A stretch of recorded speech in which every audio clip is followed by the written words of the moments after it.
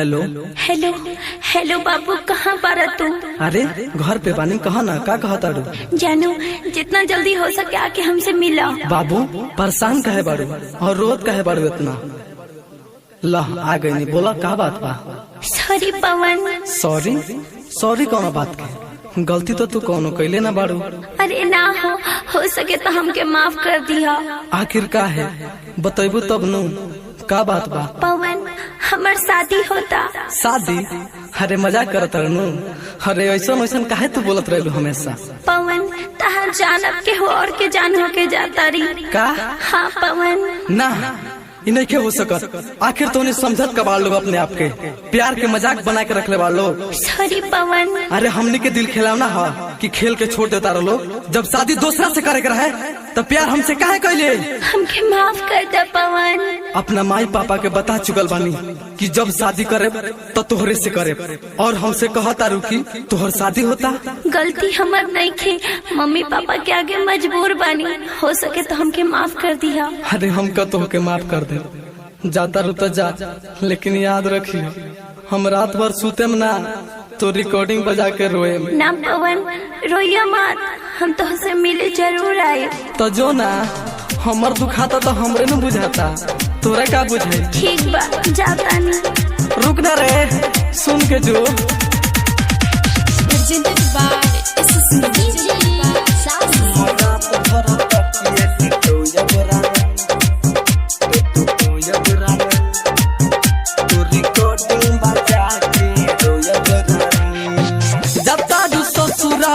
केकरा से प्यार करब अब न सोयब रहानी।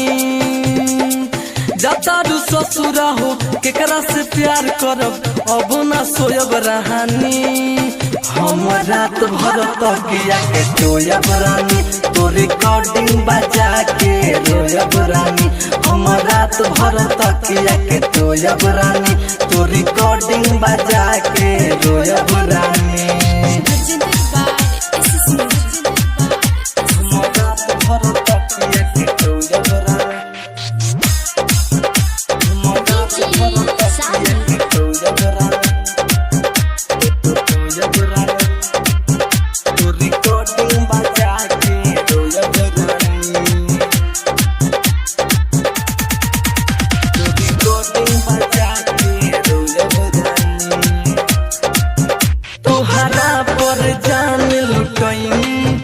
दर दर के ठोकर खैनी, तू जइबू दोसरा साथे पहिले ना जान कोइनी। बोला ना कहा जायम केकरा से बतियायम, ना दिल के दुख सहाये रानी हो जहर खायम। तू जइबू दोसरा साथे पहिले ना जान कोइनी। तोहर जे साथ छुट्टी हमर जहान लुटी, कैसे के खोयब रहानी। एहो तोहर जे साथ छुट्टी हमर जहान लुटी, कैसे के खोयब रहानी। हम रात भर तकिया के सोयब रानी, तो रिकॉर्डिंग बजा के रोयब रानी। हम रात भर तकिया के सोयब रानी, तो रिकॉर्डिंग बजा के रोयब रानी।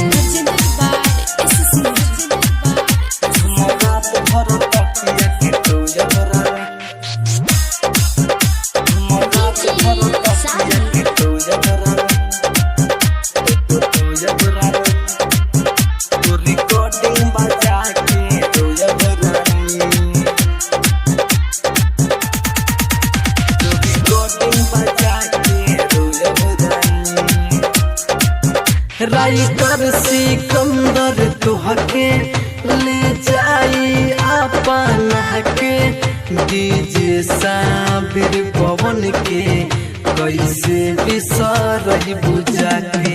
संगे सुताई रानी मजा उठाई रानी, हमर का होई बोला जइबू भुलाई रानी।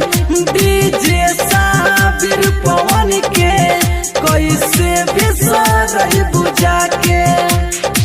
अभिषेक देवरावा से भेज हजारावा हो, चुपके से खाइब रहानी। सुनो तारू राजा देवरावा से भेज हजारावा हो, चुपके से खाइब रहानी।